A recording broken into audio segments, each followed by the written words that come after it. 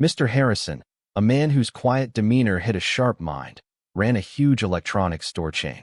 He was known for his love of technology and for building his company from a small shop into a household name. Lately, though, he'd been hearing whispers, little complaints about customer service, tiny cracks in the gleaming image he'd worked so hard to build. He decided it was time to see things with his own eyes, not through reports or manager meetings. He needed to understand what was really happening on the store floor. So, he hatched a plan that was both daring and a little bit fun. He would go undercover. He would step out of his fancy office and into the shoes of an everyday shopper, right inside one of his own bustling stores. The idea wasn't just about fun, it was about truth.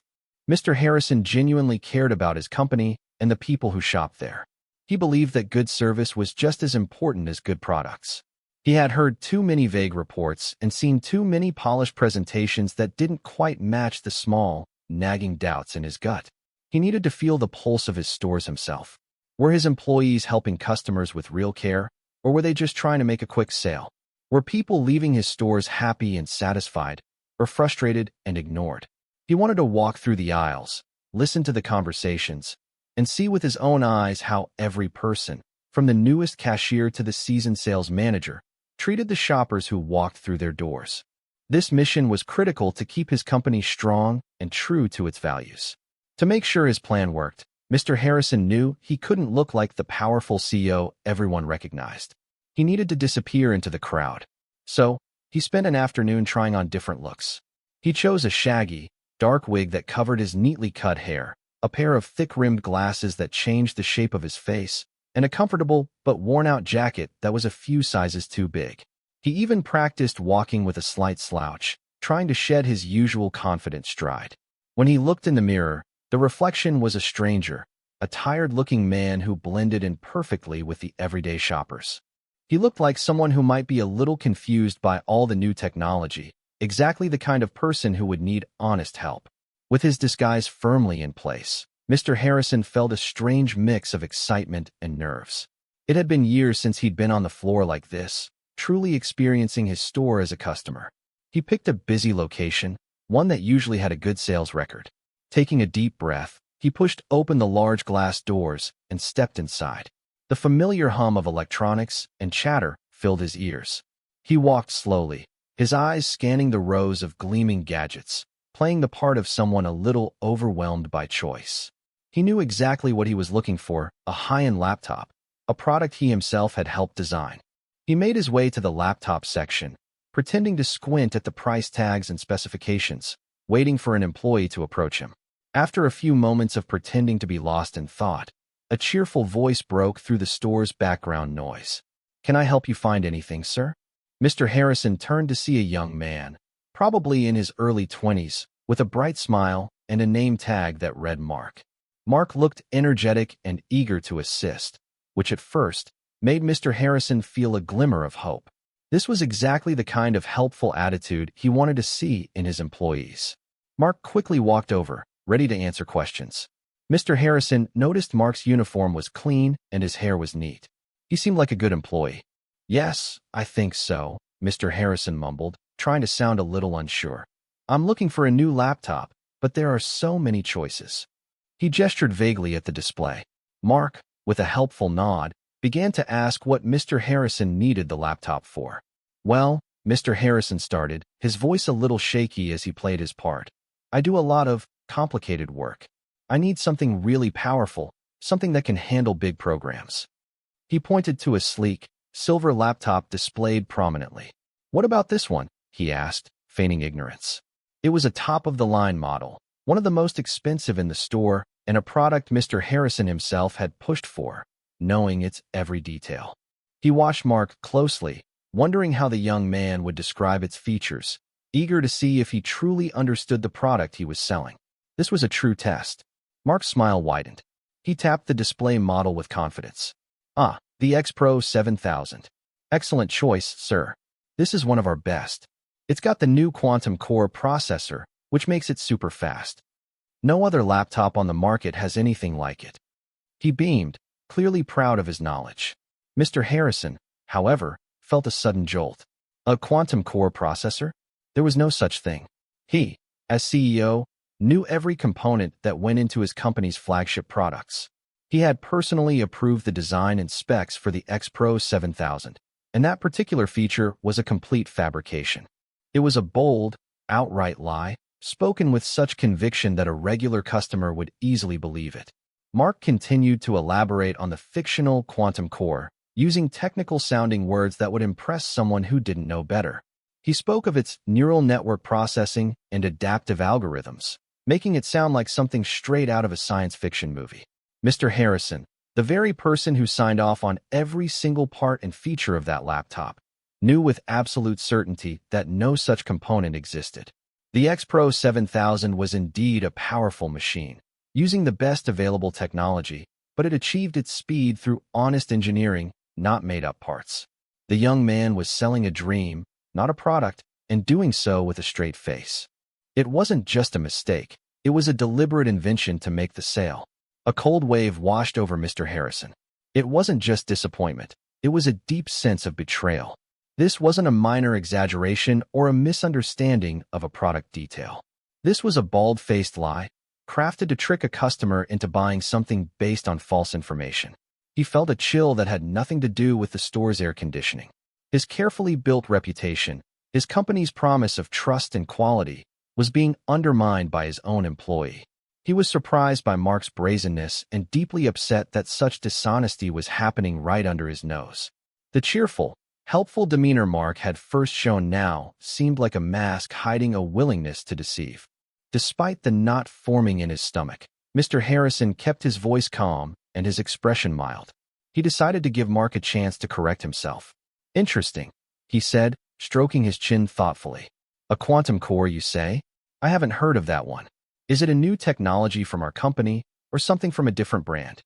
He hoped his probing questions would make Mark pause, maybe even admit he'd made a mistake or gotten confused.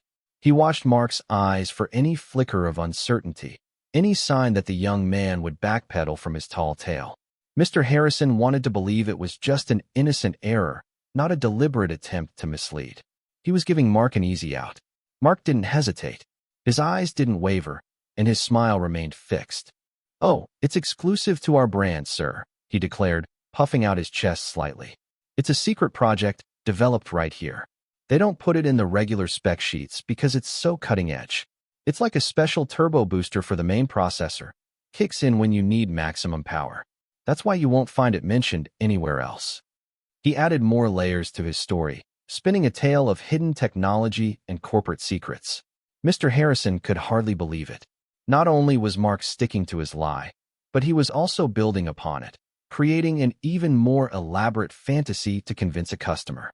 The young man was a master of invention, but in the worst possible way. Any lingering hope Mr. Harrison had for Mark being merely misinformed vanished. This was not a misunderstanding. It was a calculated act. Mark wasn't just trying to sell a laptop. He was trying to deceive a customer, using made-up features to justify the high price and close the deal. The realization hit Mr. Harrison hard. This wasn't about a single sale. It was about the integrity of his entire business. If one employee was willing to lie so boldly, how many others were doing the same? How many customers had been tricked? The cheerful store environment suddenly felt cold and dishonest. Mark's smooth words were not helpful salesmanship, but a trap designed to trick him into spending his money. A new resolve settled over Mr. Harrison. He couldn't confront Mark now. That would ruin his undercover mission and prevent him from gathering more evidence. Instead, he would play along. "Well, if it's that good," Mr. Harrison said, trying to sound impressed, "then I suppose I can't pass it up. The quantum core sounds like exactly what I need for my complicated work." He gave a convincing nod, allowing a small, satisfied smile to appear on Mark's face. Mr. Harrison knew he was about to spend his own money on a lie, but it was a necessary step. He needed to complete this interaction as a customer, to get the full experience, before he could act as the CEO.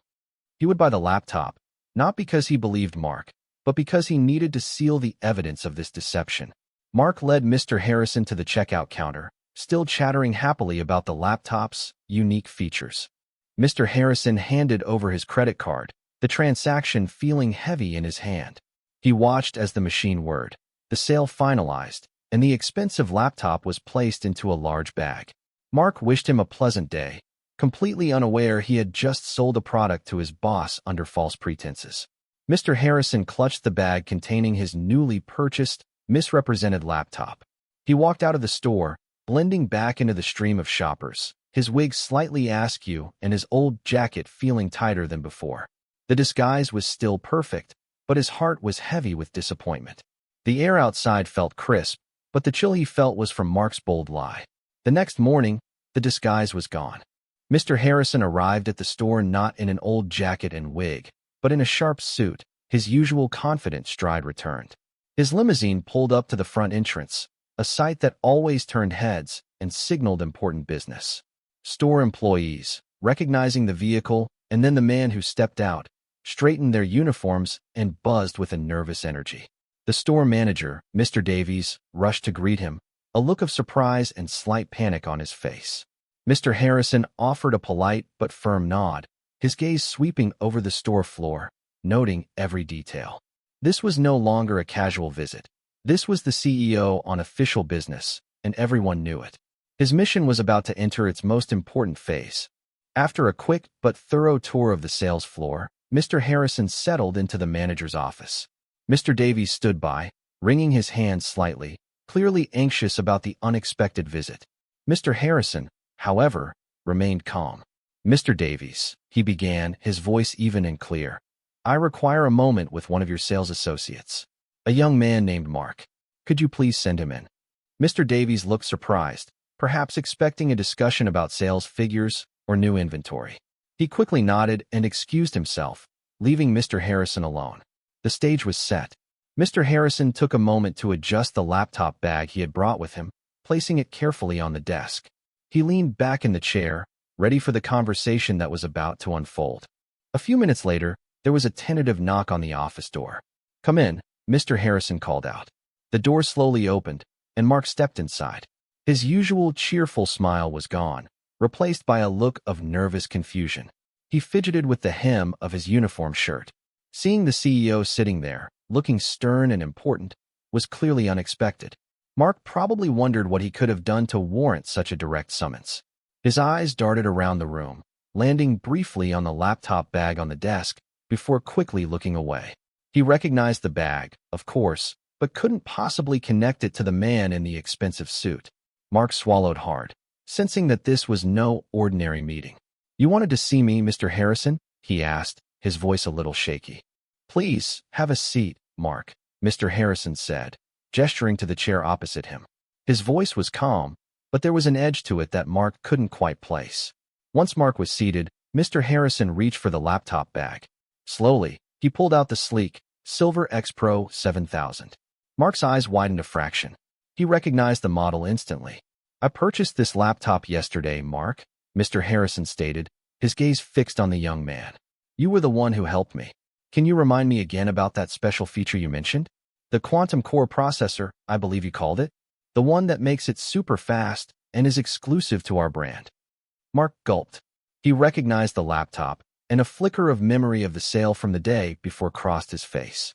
He began, "Well, sir, the quantum core is a groundbreaking, cutting edge." His voice trailed off. As he spoke, he looked up at Mr. Harrison's face, expecting the usual polite, if slightly confused, expression of a customer. Instead, he met a gaze that was steely and unblinking, a face devoid of any warmth or credulity. The CEO's serious eyes seemed to bore right through him, stripping away his confidence. The casual, almost playful tone Mr. Harrison had used yesterday was completely gone, replaced by an authority that made Mark's stomach drop. The words caught in his throat, and he couldn't finish the lie. Mr. Harrison leaned forward, his voice dropping to a calm, yet powerful tone. "Mark," he said, "let me be very clear. The reason I know about this laptop and the quantum core you just described is because I was the customer you sold it to yesterday." Mark's eyes went wide, his mouth falling slightly open. He looked from the laptop to Mr. Harrison's face, then back again. The wig, the glasses, the old jacket, it all clicked into place. The realization hit him like a physical blow. "And let me assure you, Mark," Mr. Harrison continued, his voice unwavering, "there is no quantum core processor in this, or any other laptop we sell. I know because I approved every single component that goes into our products." Mark's face went pale. The color drained from his cheeks, and his eyes, which moments ago had held a spark of ambition, now showed pure terror. He stammered, trying to form words, but nothing came out. The realization that he had not only lied, but had lied directly to the CEO, his boss, was a crushing blow. He knew, in that instant, that he had made a huge, unforgivable mistake. His career, his job, everything he had worked for, flashed before his eyes. The room felt cold, much colder than any air conditioning could make it. Mark felt a deep shame wash over him. He slumped a little in his chair, suddenly looking much smaller and younger.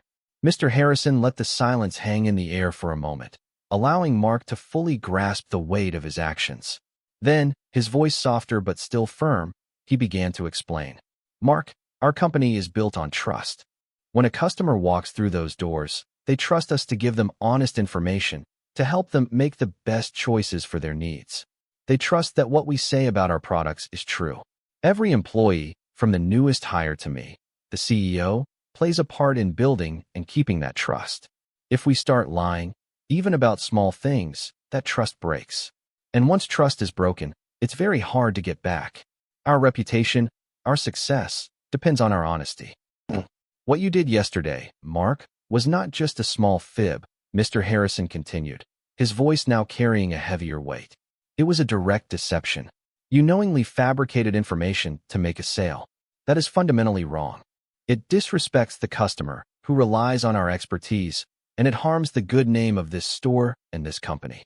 People come here expecting reliable advice and truthful product descriptions. When an employee lies, it erodes that trust, not just for that one customer, but for every customer who hears about it. It damages everything we've worked so hard to build." Mark could only nod, his head bowed in shame, unable to meet Mr. Harrison's gaze. Mr. Harrison paused, letting his words sink in. He saw the genuine remorse in Mark's downcast eyes. "Mark, I believe in second chances, but I also believe in accountability," he stated, his voice unwavering. "You have a choice to make. You can choose to learn from this, to commit to absolute honesty with every customer, and to truly understand the products you sell. If you do, I will give you a chance to prove yourself. We can arrange for more training, and I will personally follow up on your progress. Or you can continue down this path of dishonesty, and in that case, there will be no place for you in this company. The choice, and your future, is entirely yours." Mark looked up, his eyes red-rimmed, but now filled with a new understanding. "Mr. Harrison," he choked out, his voice barely a whisper, I understand. You're right. I was wrong. I promise, I will never lie to a customer again. I'll learn everything there is to know about our products, and I'll always be honest. I truly understand now how important trust is, and I want to earn it back." He spoke with genuine regret, the bravado from yesterday completely gone. Mr. Harrison watched him closely, seeing the change, the moment of true realization. He hoped Mark's promise was sincere, for the sake of the young man and for the integrity of his company.